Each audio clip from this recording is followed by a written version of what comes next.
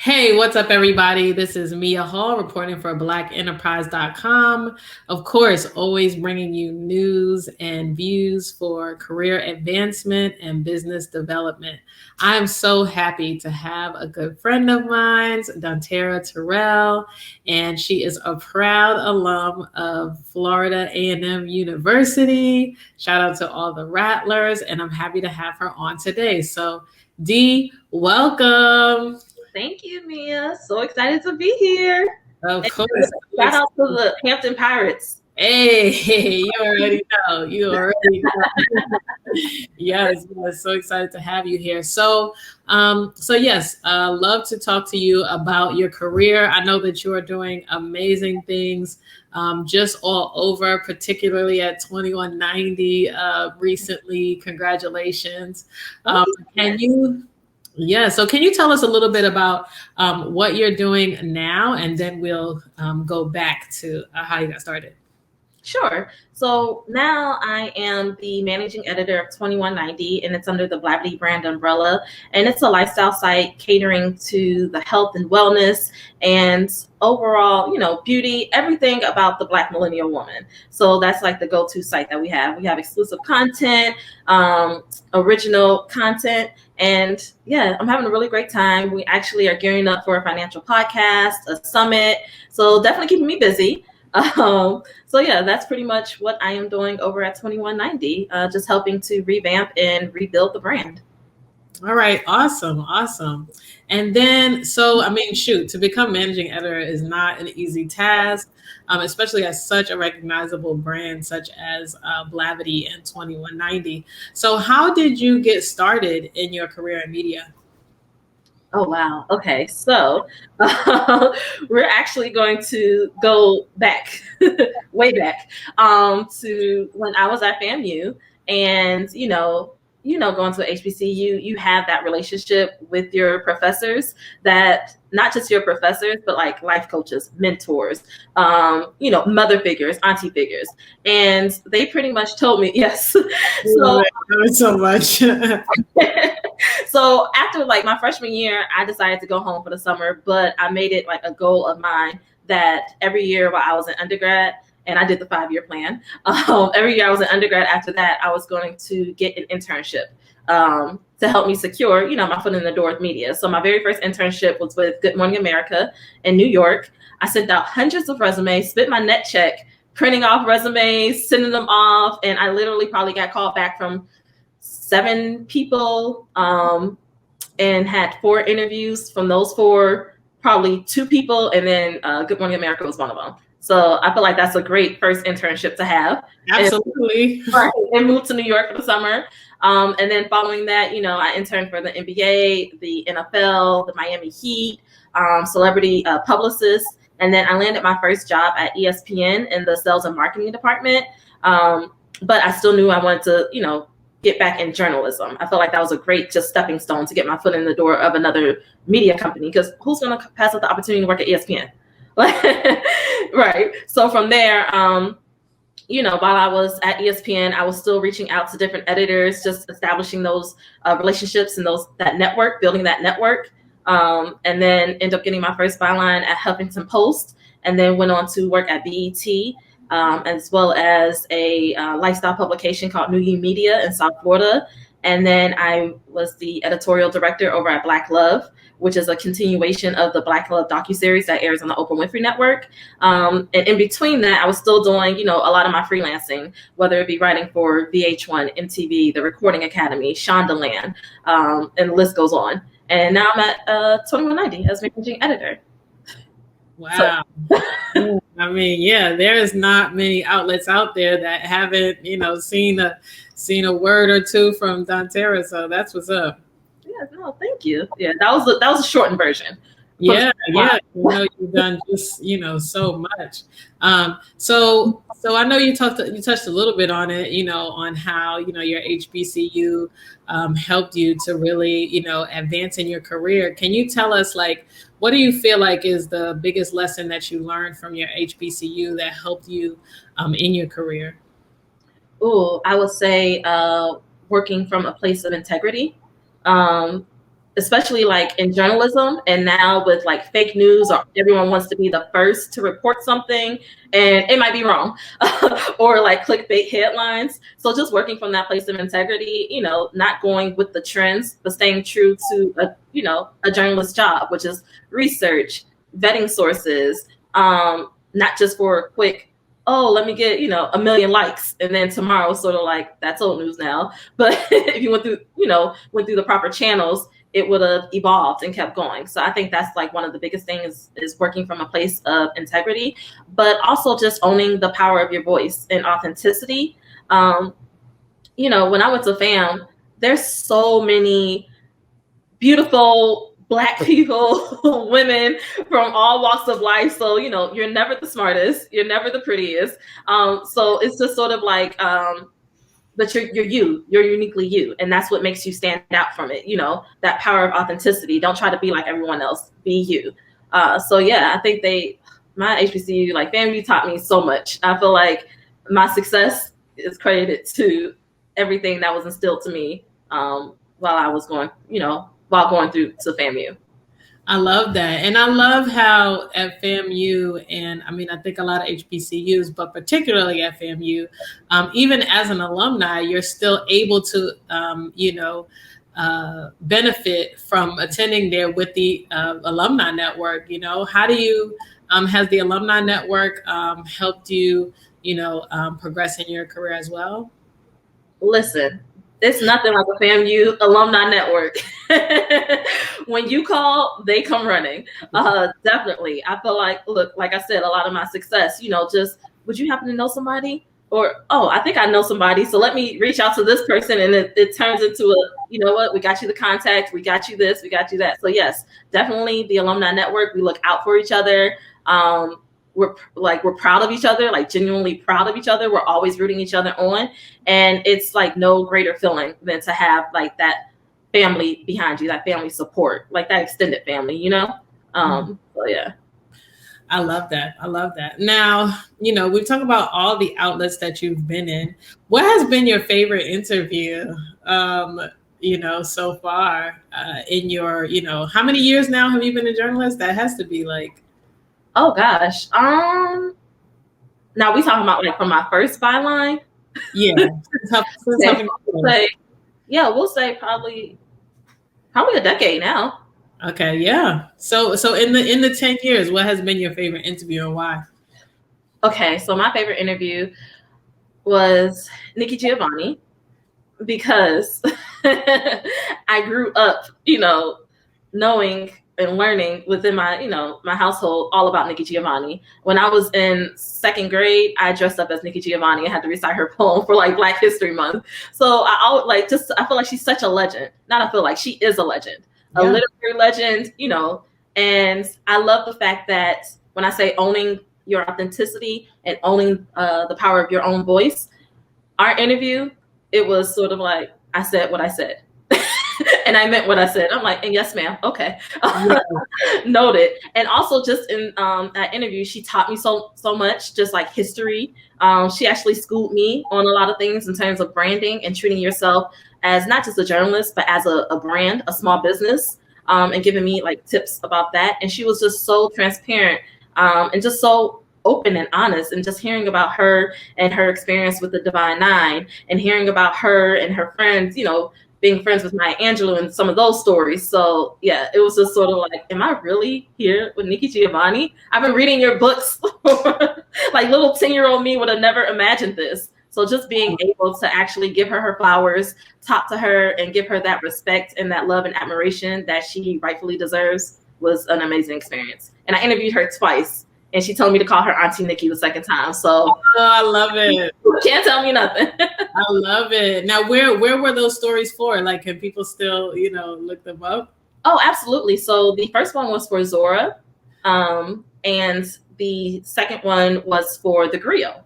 So okay, nice. Yeah, nice. Yes. I love it. Love it so much.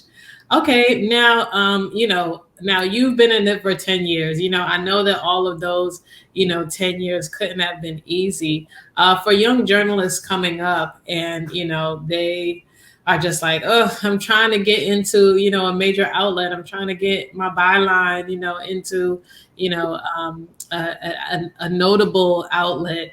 What advice do you have for them, for the up and comers that, just are like, oh, I really want to give up because, I'm not making a lot of money, you know what I mean, writing these stories, and I can't seem to get into, a brand of note. Like, how do I keep going, and how do I get, my name into, into one of these like notable outlets? I pivoted so many times throughout my career. And I feel like just embracing the word no. A lot of times, I took that as maybe, a sign as maybe this is not the right career path, or maybe I'm doing something wrong. And that's totally not the case. I was just always taking it personally. But then when I took it personally, I dug myself in a deeper hole. So I would say just sort of embracing the word no, and also taking on those assignments that you really don't want to, but it's sort of, that's another way to get your foot in the door as well. I remember, and what's the saying? When you stay ready, you don't have to get ready. I remember it was a publication, and I was doing assignments for them. They were cool, but I really wanted, like, that celebrity interview. But because I was a good writer, I was able to prove myself, and I was taking on those other assignments that I necessarily did not want to take, and opportunity presented itself, and the person who they had for an interview with Grace, she was on Empire, wasn't able to do the interview, so they called me, and I'm like, oh, absolutely, let's do it. But before, it was sort of like, we don't know, no, and I'm like, okay, fine. But yeah, just being prepared, being ready, embracing no, and it's just a detour, because honestly, taking on those assignments leads you to the bigger fish. So now I'm like, interviewing Lauren London, I'm interviewing Nia Long, I'm interviewing like so many amazing people, but it was not always like that early on at all, Yeah. No, I totally understand that. And yeah, to those young journalists out there, keep going. You heard it. You heard it here first. Also, don't be afraid to like reach out, but also in reaching out, it shouldn't be, can you get me in this publication? It should be about building those genuine connections and relationships. And that was part of the reason why I brought that up earlier when I said I was working at ESPN, but I was constantly reaching out to journalists, not necessarily what you can do for me, but hey, let's go on a coffee date. Can you, and they give you little insider tips. And then 5 years later, are you still right? I saw your byline. Oh my goodness. Okay, so let's get you here and let's get you there. So actually building those genuine connections and relationships, because I mean, it seems like a long time from now, 5 years or so, but it comes by like that. And then you look back and you're like, oh, thank you. Like, it was just all a combination of things. Yeah. Okay. I love it. I love it. So now, speaking of, the road not being easy, you know what I mean? Like, people, that are longtime journalists could be, going through some things themselves, and, have to overcome it. Have you ever had like a turn back moment where you really wanted to give up? And then how did you overcome it? Or if not a turn back moment, like what's, been the hardest obstacle you've had to overcome as a journalist, and then how did you overcome it? I feel like the hardest obstacle was probably, and this is speaking personally and professionally, comparing someone else's journey. Well, wait, why are they getting this? And why am I getting, well, I'm great at this and I'm great at that. So that was something that I definitely, imposter syndrome, all of that. And also just being able to stand up for myself. I had an editor before tell me, this is how I want you to write. And she sent me like a writer's few articles and was like, we want you to, talk like this. We want you to write like this. And me just trying to get my foot in the door. Okay. It was the worst article interview ever, because it wasn't me. It wasn't genuine. It wasn't sincere. And I'm trying to emulate somebody else. So yes. And, I just learned in that was a learning lesson for me, a learning curve. Like, next time say no. Cause also trusting that gut feeling. My stomach was like, don't do that. But I said, well, just to try to, no, I want this byline. But also later down the line, it was so many more opportunities with that same publication to get more bylines without me having to sacrifice or compromise my voice, my authenticity, who I am, my brand, and everything. So yeah.